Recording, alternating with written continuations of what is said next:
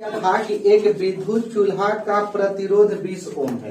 तो प्रतिरोध 20 ओम का मतलब कि R बराबर 20 ओम, R बराबर 20 ओम। फिर का दिया है कि 10 एम्पियर की विद्युत धारा खींचता है। तो 10 एम्पियर, I का मान 10 एम्पियर, ठीक है। 10 एम्पियर हम बोले थे तो तुम लोग बनाए नहीं थे। यह प्रतिदिन 3 घंटा कार्य करता है। तो समय कितना?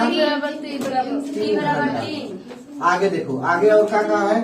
तो बोल रहा है कि 3.20 रुपए प्रति यूनिट की दर से साप्ताहिक बिल का क्या भुगतान करना होगा। 7 दिन के बताना है कि कितना बिजली का बिल लगेगा 7 दिन के लिए, ठीक है। और 3 रुपया 20 पैसा की दर से। तो सबसे पहले हम क्या निकालेंगे? कितना ऊर्जा खर्च हो रहा है। ऊर्जा खर्च होने के लिए शक्ति चाहिए, तब ना ऊर्जा होगा। तो पहले शक्ति हम निकालेंगे। P बराबर, सुनो, P बराबर इस P निकालेंगे, शक्ति रहेगा तबे तो ऊर्जा निकलेगा। शक्ति रहता है, जैसे कोई बल्ब की शक्ति दे देता है 60 वाट है, तभी ना ऊर्जा निकालते हैं। तो शक्ति इसमें से दिया नहीं है, नहीं दिया है ना। तो शक्ति यानी P निकालेंगे। अब P के फॉर्मूला बताओ कि जिसमें I हो R हो। P बराबर I स्क्वायर। हाँ, पांचों में से शक्ति के क्या फॉर्मूला 4-5 लिखना है। P बराबर W बटे P बराबर VI, फिर P बराबर I स्क्वायर R, P बराबर V स्क्वायर बटे R। तो अब इसमें I और R हमारा पता है। तो I और R से कौन P निकलेगा? I और R से यही ना। ये वाला बैठाते तो V R चाहिए, पहले तो V निकालना पड़ता है। तो हमको I और R से चाहिए। तब P बराबर I स्क्वायर R। तब P बराबर I का मान बताओ, 10 के स्क्वायर कर देंगे। R का मान बताओ 20। तब P बराबर 10 देंगे, 100 पूरा 2000। 200 ओम नहीं है, नहीं वाट, 2000 वाट हो जाएगा।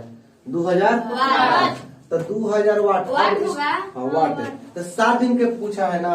पहले खर्च विद्युत ऊर्जा कितना होगा? खर्च विद्युत ऊर्जा कितना वाट का है? 2000 वाट। शक्ति के ऐसा ही मात्रा क्या होता है? वाट होता है। शक्ति का ऐसा ही मात्रा वाट, जूल नहीं होता है, ऊर्जा का जूल होता है। तो शक्ति का वाट होता है। जूल प्रति सेकेंड वाटे के बराबर होता है। देखो, तो खर्च विद्युत ऊर्जा कितना 2000 वाट है, ठीक। चूल्हा का प्रतिरोध 2000, चूल्हा का शक्ति आ गया 2000 वाट। 3 घंटा बोल रहा है। कितना घंटा रोज? 3 घंटा। ठीक है। कितना? 7 घंटा देना। 7 से गुणा कर देंगे। अब बाटा में 1000 कर देंगे। 42 किलोवाट घंटा यानी 42 किलोवाट घंटा यानी 42 यूनिट। और 1 यूनिट का कितना दाम लग रहा है? 3 रुपया 20 पैसा। चूँकि 1 यूनिट विद्युत ऊर्जा का मूल्य, विद्युत ऊर्जा का मूल्य 3 रुपया 20 पैसा है। इतना रुपया है, ठीक है। तो कई यूनिट खर्चा हो रहा है? 42 यूनिट विद्युत ऊर्जा का मूल्य 3.20 गुणे 42 गुणा करो। 42 दूनी 84 की 4, अब 42 किया 40 पैसा आया है। इतना रुपया आंसर हो गया। कोई दिक्कत नहीं। अरे यहाँ पहले देखो, हमको यहाँ निकालने के पहले शक्ति निकालेंगे तभी ऊर्जा निकलेगा, ठीक है। पहले हम शक्ति निकालेंगे तब क्या होगा? ऊर्जा निकलेगा। तो हम पहले क्या करेंगे? शक्ति निकालेंगे। प्रतिरोध दिया था, धारा दिया था, समय दिया है, तो समय आगे काम करेगा। शक्ति की आप तो कोई अभी तक हीटर के तो शक्ति नहीं ना पता चल रहा है कितना शक्ति है। तो शक्ति निकालने के लिए P बराबर, देखो शक्ति का 4 गो फॉर्मूला, अभी चारों में से कौन बैठाना है तब एजा से देखेंगे का दिया है। तो हमको I दिया है, R दिया है। I और R है ना शक्ति का फॉर्मूला होता है। तो ये फॉर्मूला बैठा दिए, इस पर मान बैठा दिए। I का मान था 10 के स्क्वायर गुणे 20 अब 10 दहिया 100 गुणा 20 2000 वाट हो गया। गुणा कर दिए तो शक्ति का ऐसा ही मात्रक वाट होता है, तो इसलिए W लिख दिए। ठीक है, अब ऊर्जा कितना खर्च होगा, तो हर हीटर के शक्ति कितना गया, ऐसा ही मात्रक लिखाता है। तो शक्ति कितना है 2000 वाट। कितना घंटा रोज चल रहा है, 3 घंटा।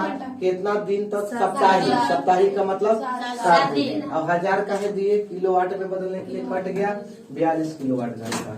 ठीक है, 42 किलोवाट घंटा को यूनिट कहते हैं। 1 यूनिट विद्युत ऊर्जा का मूल्य इतना रुपया है, तो 42 यूनिट के कितना हो जाएगा, 42 से गुणा कर देंगे। दिए है कि किसी विद्युत बल्ब का अनुमंतान 220 वोल्ट से 100 वाट है। यही जब इसे 110 वोल्ट पर प्रचलित करते हैं तो इसके द्वारा उपभुक्त शक्ति कितनी होगी। ठीक, इसको हम बना रहे हैं। हमको शक्ति ज्ञात करना है। ठीक है, क्या ज्ञात करना है, शक्ति P बराबर। सबसे पहले जो दिया है उसको लिखेंगे। किसी बल्ब का अनुमंतान जो यानी 220 वोल्ट है, तो यानी 220 वोल्ट का मतलब V का मान दिया है। V का मान कितना, 220 वोल्ट। और शक्ति कितना दिया, 100 वाट। शक्ति P का मान कितना दिया है, 100 वाट। ठीक है, पहले नहीं कि 220 वोल्ट और 100 वाट है, तो 220 वोल्ट का मतलब V और 100 वाट के मतलब P। 100 वाट के मतलब P। अब 220 का वोल्ट का मतलब V। तो कह रहा है कि जब इसे 110 वोल्ट पर जोड़ेगा तो कितना शक्ति होगा। तो पहले हम इसमें जानेंगे कि प्रतिरोध कितना लगेगा। इसमें प्रतिरोध कितना लगेगा। जब 100 वाट है शक्ति और 220 वोल्ट है, तो इसमें कितना प्रतिरोध लगेगा। तो चूंकि P बराबर होता है V स्क्वायर बटे R, क्योंकि P और V में R में कौन रिलेशन होता है, P बराबर V स्क्वायर बटे R। तो या R बराबर अगर निकालेंगे तो V स्क्वायर बटा P हो जाएगा। R को यहाँ नहीं दिया, पहले ही जानेंगे कि जब तार जोड़ेंगे तो ओकरा में कितना प्रतिरोध लगेगा, ये जानेंगे तब ना। तो R निकालेंगे, R निकाल के तब हम P निकालेंगे फिर से। तो R बराबर V कितना है, 220 गुणा 220, 2 बार लिख सकते हैं। 220 के स्क्वायर करेंगे तो अब P कितना है, 100। 2 जीरो से 2 जीरो कट गया, 22 में गुणा करेंगे 484। गुणा है, जोड़ना नहीं है। 484 यानी हम जान गए कि जब 220 वोल्ट और 100 वाट है, 220 वोल्ट और 100 वाट पर कोई यंत्र को जोड़ा गया है, तो उससे कितना प्रतिरोध लगेगा, प्रतिरोध कितना लगेगा, 484 ओम। 484 उसमें प्रतिरोध लगेगा। तो अब कह रहा है कि जब इसे 110 वोल्ट पर जोड़ा जाता है, अब V का मान कितना, 110। जब इसे 110 वोल्ट पर जोड़ रहा है तो कितना शक्ति लगेगा इसमें, तो यानी P ज्ञात कर देना है। जब 110 वोल्ट पर जोड़ रहा है तो कितना शक्ति, तो देखो P बराबर V स्क्वायर बटे R। V है कितना, 110 गुणे 110। और R कितना है, 484। देखो 11 से कटा रहे हैं हम, 11 एकम, एगो जीरो हुआ, 11 चौक 44, 11 चौक 44, 48 था, कितना बचेगा, फिर 44, 44, फिर 11 से कटा दो, 11 चौक, 11 एकम 11, फिर 2 से कटा दो, 2 पचे 2 4, 2 पचे 10, 2 पचे 5 पचे 25 वाट। विद्युत बल्ब का सचित्र वर्णन करें। बल्ब बनाना पड़ेगा, किनारे कॉपी के एगो बल्ब के चित्र बनाओ। चित्र बनाने के लिए एकदम आसान तरीका, यहाँ से ऐसे धरो मार्कर, ऐसे मार्कर नहीं, कलम तुम लोग धरना है, तुम लोग के मार्कर नहीं, और यहाँ से ऐसे रखना है थोड़ा सा ऐसे। कोई दिक्कत, इतना ऐसे करने आएगा ना, ऐसे करने आएगा ना, और यहाँ से इसे मिलाने आएगा ना, ठीक, और यहाँ से इसे खींचने आएगा ना, और यहाँ से इसे करने आएगा ना, यहाँ से इसे 2 निकालने आएगा ना, इधर से इसे करने आएगा ना, यहाँ से इसे फिलामेंट करके इसे ऐठने आएगा ना। चलो इसको कहेंगे कांच, कांच इसको कहते हैं फिलामेंट। क्या कहते हैं, फिलामेंट। फिलामेंट किससे बना होता है, टंगस्टन धातु के होता है। ठीक है, और इसमें क्या होता है, इसमें गैस एगो भर रहा है निष्क्रिय गैस, चाहे अक्रिय गैस कह सकते हैं इसको, निष्क्रिय गैस। आर्गन भरा होता है, आर्गन। विद्युत बल्ब जो होता है विद्युत धारा के ऊष्मीय प्रभाव पर कार्य करता है। एक नंबर में अगर ऑब्जेक्टिव पूछ लिया कि विद्युत बल्ब विद्युत धारा के किस प्रभाव पर कार्य करता है, सुष्मीय नहीं, ऊष्मीय। ठीक है, अब सुनो, ऊष्मीय प्रभाव को दर्शाता है। यह कांच का बना होता है। सब 10 रुपया बॉल घर में होगा, पीआर का बॉल हुआ,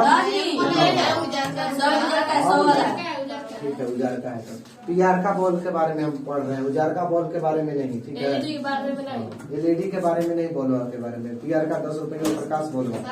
तो यह कांच का बना होता है। किसका बना होता है? कांच का। इसके अंदर टंगस्टन धातु की बना एक ऐंठी हुई कुंडली होती है। टंगस्टन धातु का बना आएगा कि विद्युत बल्ब की जो कुंडली फिलामेंट होता है किस धातु का बना होता है? एक नंबर। यही समझ से ऑब्जेक्टिव बनाता है लोग। ठीक है, कि बल्ब के अंदर में जो फिलामेंट होता है किस धातु का होता है? टंगस्टन का। किस धातु का होता है? तो ये लिखवाए है कि बल्ब के अंदर टंगस्टन धातु का बना एक ऐंठी हुई कुंडली होती है, जिसे क्या कहते हैं? फिलामेंट कहते हैं।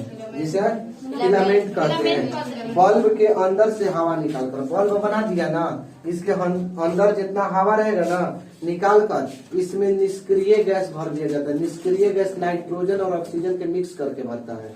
ठीक, अब क्यों भरता है? क्योंकि अगर ऑक्सीजन गैस रहेगा ना तो एकरा के जो है टंगस्टन धातु टूट जाता है, भंगुर हो जाता है। कभी कभी देखी होगी तो जिसे फ्यूज मार देता है तो टूट जाता है। ठीक है, चाहे कहीं कहीं बल्ब में अगर बल्ब ले आता है लोग, कहीं मान लेते हैं बल्ब में छेद हो गया, ठीक है, कहीं छिद्र हो गया बल्ब में, तो उजला बल्बा हो जाता है। तो वो हवा बाहरी की हवा भर जाता है उसमें, अब ओकरा में हवा निकल जाता है तो तुरंत फ्रीज हो जाएगा, उजला बल्ब कर देगा। ठीक है, तो अगर हवा रहेगा इसमें, ऑक्सीजन रहेगा, तो क्या होगा कि ऑक्सीजन की उपस्थिति में इसके अंदर जो टंगस्टन है वो टूट जाता है। ठीक है, इसलिए इसमें से हवा क्या कर दिया जाता है? निकाल कर इसमें निष्क्रिय गैस भर दिया जाता है।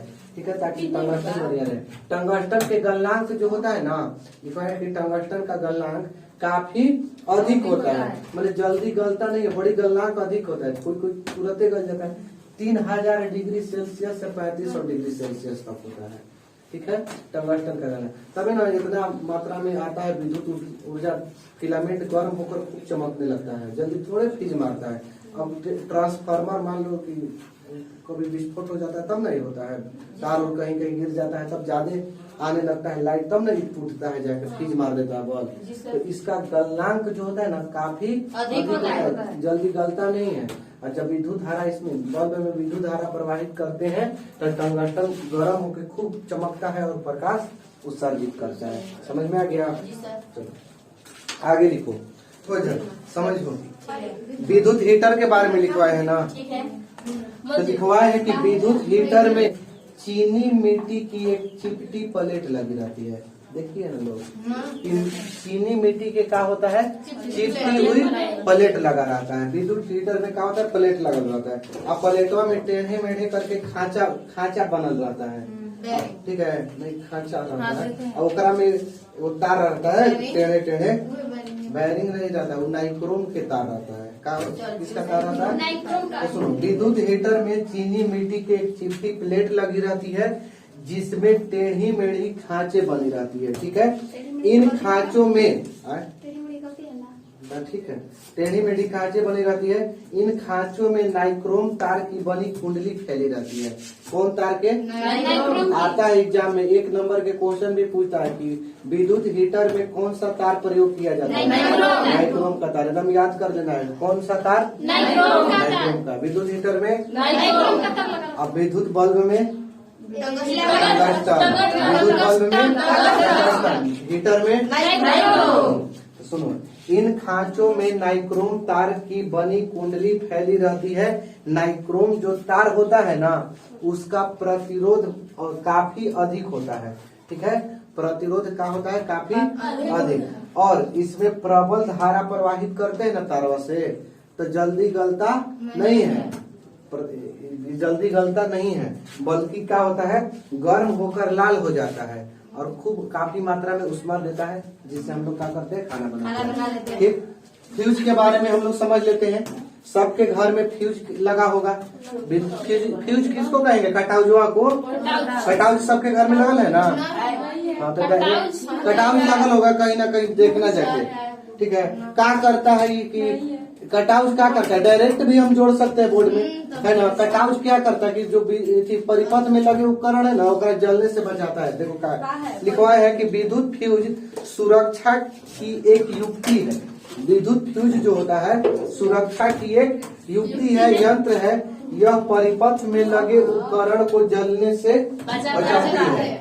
यह चीनी मिट्टी का बना होता है। फ्यूज जो होता है कटाउज किसका बना होता है, चीनी मिट्टी का, जिसके दोनों ओर दो स्पर्शक लगे होते हैं। इसको स्पर्शक बोलते हैं। को क्या लगा होता है, स्पर्शक लगा होता है। इसमें तांबे के तार का उपयोग किया जाता है। देखती है कि दोनों में तांबा के तार जोड़ देता है लोग, फिर जो टूट जाता है, तो इसमें तांबे के तार का उपयोग किया जाता है। जैसे ही परिपथ में, सुनो, जैसे ही परिपथ में अत्यधिक धारा आने लगता है, ज्यादा वोल्टेज आने लगेगा, चाहे कहीं तार और गिर जाता है, तो कटाउजो मार देता है। कहता है कि कटाउज मार दिया, बोलता है कटाउज मार दिया या कटाउज जल गया, यही कहता है कि तार टूट गया। तो फिर जाके ऊपर में दूसरा नया तार जोड़ते हैं। तो जैसे ही ज्यादा परिपथ से धारा प्रवाहित होने लगता है, ठीक है, ज्यादा वोल्टेज आ गया, तो क्या होगा कि गल के तारवा टूट जाएगा। और टूट जाएगा तो मैंने क्या होगा, टूट जाएगा तो फिर जैसे पंखा, कूलर, टीवी उवी है ना, वो जलने से बच जाएगा। अगर नहीं कटाव जो रहता, नहीं टूटता, तो असर किस पर पड़ता, टीवी, फ्रिज, कूलर सब पर, बॉल पर पड़ जाता, बॉल फूट जाता है कि नहीं। तो इसलिए कटाउज लगाया जाता है ताकि यह क्या करे, सुरक्षा करे लगे उपकरण को। ठीक है, इसमें लगे तार टूट जाता है। तो यही लिखवा है कि अत्यधिक धारा प्रवाहित होने लगता है तो फ्यूज का तार गलकर टूट जाता है और परिपथ में लगे उपकरण जलने से बच जाते हैं। या शॉर्ट सर्किट, इस सब के तो बारे में तुम्हें की जानकारी पहले से था, फिर से हम बता देते हैं ताकि ऑब्जेक्टिव एग्जाम से कैसे पूछेगा, क्या पूछेगा। सबसे पहले लघु पथन या शॉर्ट सर्किट। लघु पथन हिंदी में नाम है और शॉर्ट सर्किट इंग्लिश में नाम है। ठीक है, बाकी इंग्लिश में कैसे लिखेगा, शॉर्ट सर्किट क्या है। ठीक, ये भी पूछ सकता है शॉर्ट सर्किट क्या है। तो यही बोलना है कि जब कभी कभी गर्म तार एवं ठंडा तार, गर्म तार प्लस वाला को और ठंडा तार माइनस वाला को, जब कभी कभी गर्म तार और ठंडा तार आपस के संपर्क में आ जाते हैं, आपस में क्या होते हैं, आपस में सट जाते हैं, संपर्क में आ जाते हैं, तो ऐसी स्थिति में परिपथ में प्रतिरोध का मान बहुत ही कम हो जाता है। जो उसमें प्रतिरोध लगने वाला है ना, धारा में रुकावट डालने वाला है, वो एकदम कम हो जाता है। और जब कम प्रतिरोध होगा तो उससे ज्यादा धारा बहने लगेगा। ठीक है, तो परिपथ में प्रतिरोध का मान बहुत ही कम हो जाता है और उससे अत्यधिक धारा प्रवाहित होने लगती है, यह घटना लघु पथन या शॉर्ट सर्किट कहलाती है। ठीक है, यह घटना क्या कहलाती है, लघु पथन या शॉर्ट सर्किट। 2 नंबर के क्वेश्चन है। ठीक, 2 नंबर में भी यही आता ही है परीक्षा में। ठीक है, हाँ, बीच करके 1 साल 2 साल बीच करके पूछ वही करता है। ना इस बार नहीं पूछा तो उसको नहीं पूछेगा। हाँ, तो वो महीना पढ़ेगी तुम, ऊपर वही नहीं करेगी। कितना जगह तक करेगी, जो अच्छा इस साल नहीं आया तो हम दूसरा बता दे, पीछे साल के नहीं आएगा। लघु पथन या शॉर्ट सर्किट समझ में आ गया ना। गर्म तारा वापस ठंडा तारा आपस में सट जाता है ना, वही लघु पथन कहलाता है। सुनो, क्वेश्चन कैसे पूछेगा, लघु पथन के समय क्या होता है, प्रतिरोध कम हो जाता है, प्रतिरोध अधिक हो जाता है, या कोई परिवर्तित नहीं होता है। प्रतिरोध का मान क्या होता है। अब ऐसे क्वेश्चन पूछेगा कि लघु पथन के समय धारा का मान क्या होता है, बढ़ जाता है, घट जाता है, धारा का, विद्युत धारा का। प्रतिरोध कम होगा तो धारा बढ़ेगा, है कि नहीं। प्रतिरोध कम होगा तो धारा के मान क्या होगा, बढ़ जाएगा। तब बोलेगा कि लघु पथन के समय धारा का मान क्या होता है, बढ़ जाता है, कम हो जाता है, ऑब्जेक्टिव में बढ़ जाता है ना, तो क्या मारेंगे टी, बढ़ जाता है। समझ में आ गया, समझ में आ गया ना, कोई दिक्कत? चलो समझो अति भारण के बारे में ध्यान से समझना है। ओवरलोडिंग, ये सब के बाद नामे से पता चल रहा है ओवर हो गया है। ओवर माने ज्यादा, ठीक है।